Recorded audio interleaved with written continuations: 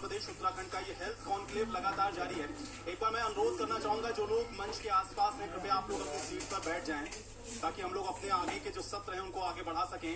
विक्रम सिसोदिया जी को मैं आमंत्रित करना चाहूंगा, आप सर एक बार मंच पर आ जाएं और इस सत्र को आगे बढ़ाएंगी मेरी सहयोगी ममता। और इस सत्र में हम लोग चर्चा करेंगे, चूंकि हेल्थ कॉन्क्लेव है, हेल्थ से भी जुड़े हुए तमाम अहम विषय हैं जिसको लेकर के हम लोग इस चर्चा को आगे बढ़ाएंगे और साथ ही साथ विक्रम सिसोदिया जी से भी जानेंगे उनके प्रोजेक्ट्स के बारे में और किस तरीके से उनका जो कंट्रीब्यूशन है वो हेल्थ के सेक्टर में है।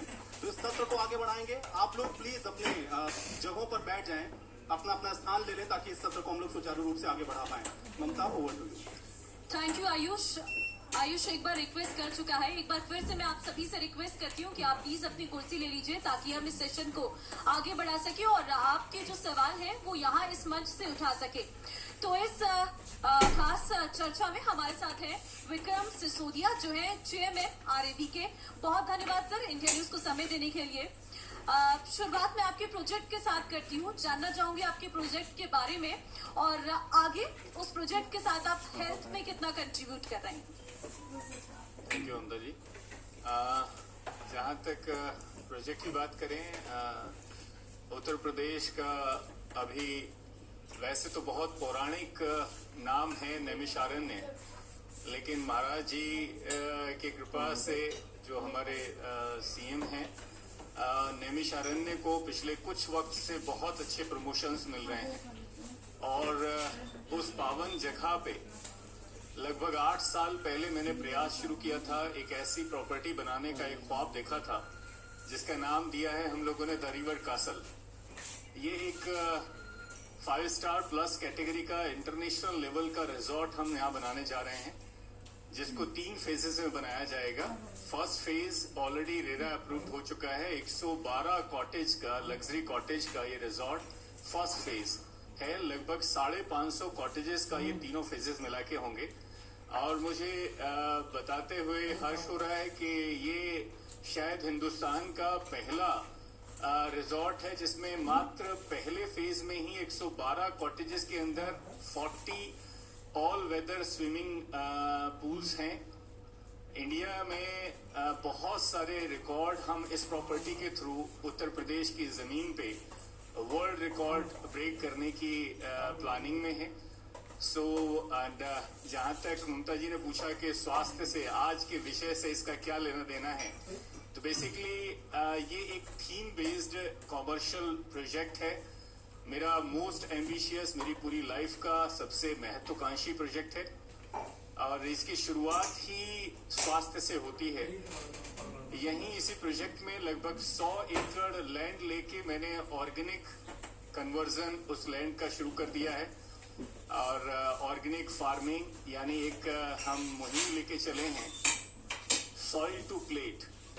जैसा मैं बधाई दूंगा आपके चैनल को ममता जी कि आप लोगों ने इतना अच्छा इनिशिएटिव लिया और उसमें भी जो खास मेहमान आप लोगों ने चुने और दोनों ही मेहमानों ने, हमारे मंत्रियों ने, पाठक साहब ने भी और इंफॉर्मेशन को शेयर किया स्वास्थ्य के संबंध में। उन्होंने आयुष के ऊपर, आयुर्वेद के ऊपर, योग के ऊपर, इन सब विषयों पे बेबाकी से अपनी राय रखी, अपना ज्ञान हम लोगों के साथ शेयर किया।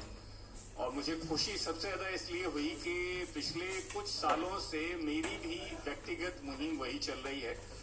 अगर मैं सिंपल सी भाषा में बात करूं तो इस प्रोजेक्ट को हम उस तरीके से तैयार कर रहे हैं कि ये प्रोजेक्ट केवल एक रिजॉर्ट नहीं होगा बल्कि एक अवेयरनेस सेंटर होगा, एक एजुकेशन सेंटर होगा और इस मुहिम को हम आगे बढ़ाएंगे पूरे उत्तर प्रदेश में और धीरे धीरे करके फिर पूरे देश में जहां जहां तक भी हम पहुंच पाएंगे। कि माफ कीजिएगा जितने भी यहाँ सभी हमारे गेस्ट बैठे हैं, डॉक्टर्स बैठे हैं, आप सब लोग, कुछ लोगों ने आपको कॉम्प्लीमेंट दिए भी कि भगवान की तरह डॉक्टर्स को देखा जाता है और है भी, हकीकत है। जो जान बचाता है उसको भगवान की नजर से ही देखा जाना भी चाहिए। लेकिन जिस तरीके से हमारे देश की, हमारी रक्षा सेनाओं पे हमारे सैनिक करते हैं, आपके हमारे लिए युद्ध लड़ते हैं, वैसे ही आप भी हैं कि हमारी जान बचाने के लिए एक युद्ध लड़ते हैं। लेकिन बहुत गहरी बात कह रहा हूं, अगर आप ध्यान से सुने अगर एक सभ्य समाज, एक हेल्दी समाज बनाना है, तो आप कभी नहीं चाहेंगे कि किसी समाज में, किसी शहर में वो सेना पे आपकी हिफाजत करने वाले लोग रोजमर्रा की जिंदगी में आपकी सड़कों पे दिखाई दें। क्या चाहेंगे आप? क्योंकि जब भी वो सैनिक आम आदमी के बीच में आते हैं तो तनाव का माहौल बन जाता है कि कुछ ना कुछ गड़बड़ है।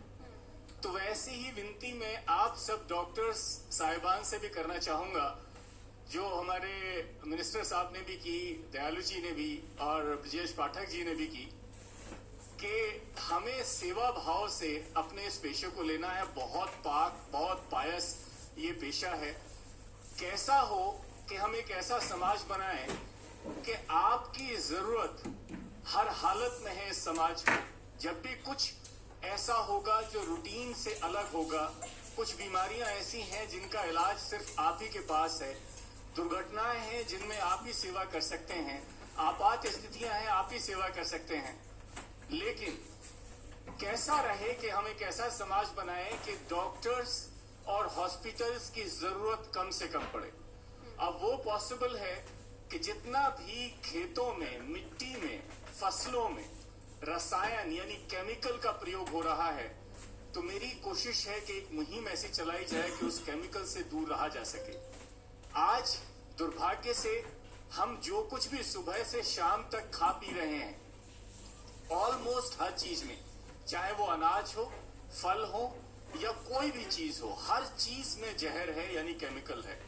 तो मेरी मुहिम है इस प्रोजेक्ट के माध्यम से कि हम सॉइल से ट्रीटमेंट शुरू करें और आपकी प्लेट तक उस विशुद्ध, बिल्कुल केमिकल लेस प्रोडक्ट्स को आप तक पहुंचा पाएं। तो मैं केवल एक रियल एस्टेट कंपनी नहीं, बल्कि पैशनेटली एक तरीके से इस सेवा में भी अपने आप को लगाए हुए हूं। Thank you. ठीक है, क्योंकि आप एक रियल एस्टेट कंपनी आपकी और आप हेल्थ पर भी फोकस कर रहे हैं, ये बहुत बड़ी बात है।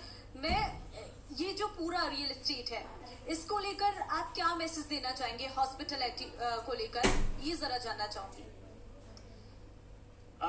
ममता जी, हॉस्पिटैलिटी को लेके देखिए, मैं सबको याद दिलाना चाहूंगा एक तथाकथित बुरा समय जिसको हम कोरोना काल के नाम से जानते हैं। कोरोना काल से पहले कम तादाद में लोग अपनी जिंदगी को जी रहे थे। मैं ये कहूं कि अधिकतर लोग पैसे या सफलता के पीछे अंधी दौड़ में थे। तो हॉस्पिटैलिटी सेक्टर था, लेकिन बहुत ज्यादा तादाद में उतना फ्लोरिश नहीं हो रहा था। और रही सही कसर कोरोना में, उसने इसका कहना चाहिए कि हॉस्पिटैलिटी सेक्टर का रीढ़ की हड्डी तोड़ दी। लेकिन जैसे ही हम उससे उभरे हैं, तो आप सब लोग भी शायद सहमत होंगे कि हर व्यक्ति को इस बात का एहसास हो गया कि जोड़ के कुछ नहीं मिलने वाला, जो जीवन है उसे जी लो अच्छी तरीके से। तो यहाँ दो इंडस्ट्रीज बहुत अच्छा रोल प्ले कर सकती हैं। एक है अच्छा हेल्दी खाना पीना, योग, और दूसरा उसके बाद अगर आपको अच्छा खाना पीना मिल रहा है, थोड़ा सा एक्स्ट्रा पैसा आपकी जेब में है, तो दूसरी इंडस्ट्री है हॉस्पिटैलिटी, कि जी लो जी भर के। कुछ नहीं पता कि कल आने वाले वक्त में क्या होगा। तो मुझे लगता है हॉस्पिटैलिटी इंडस्ट्री में बहुत कुछ, अब बहुत अच्छा सुनहरा कुछ होने वाला है, और उसी की तैयारी हम लोग भी कर रहे हैं। बिल्कुल, क्योंकि आपका प्रोजेक्ट द रिवर कास्टल है।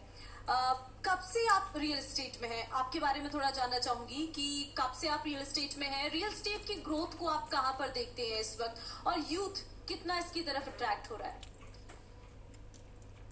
ममता जी, मैं तो मुश्किल से 11 साल हुए हैं मुझे रियल एस्टेट में आए हुए।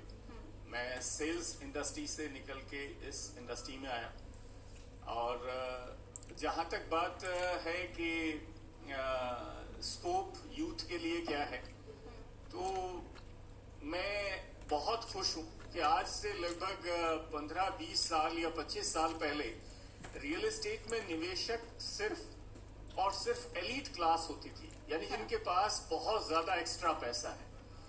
लेकिन आज मैं देख रहा हूं कि मिडिल क्लास और खास तौर से यंग जो जनरेशन है हमारी, जिनको मुश्किल से 2-2, 5-5 साल अपने करियर को बनाते हुए हैं, 2, 5, 10 लाख की भी सेविंग होती है, तो they are interested to invest into real estate. तो बहुत अच्छा भविष्य मुझे दिखाई दे रहा है। और कोरोना के बाद आप लोगों ने भी अगर डेटा पे ध्यान दिया हो तो रियल एस्टेट बहुत अच्छी तरीके से दोबारा से बहुत अच्छा उठ रहा है। ठीक है, बहुत धन्यवाद विक्रम जी आपका। बहुत इजीली आपने चीजों को बताया है और बताया कि किस तरीके से एक रियल एस्टेट भी स्वास्थ्य के क्षेत्र में कितना अहम योगदान दे सकता है। बहुत धन्यवाद। इंडिया न्यूज के मंच पर आपने इन सारी बातों को चर्चा की है। फिलहाल यहाँ वक्त एक छोटे से ब्रेक का हो रहा है, अभी और भी सारे सेशंस बाकी हैं। फिलहाल वक्त एक छोटे से ब्रेक का, फौरन लौटते हैं। Thank you.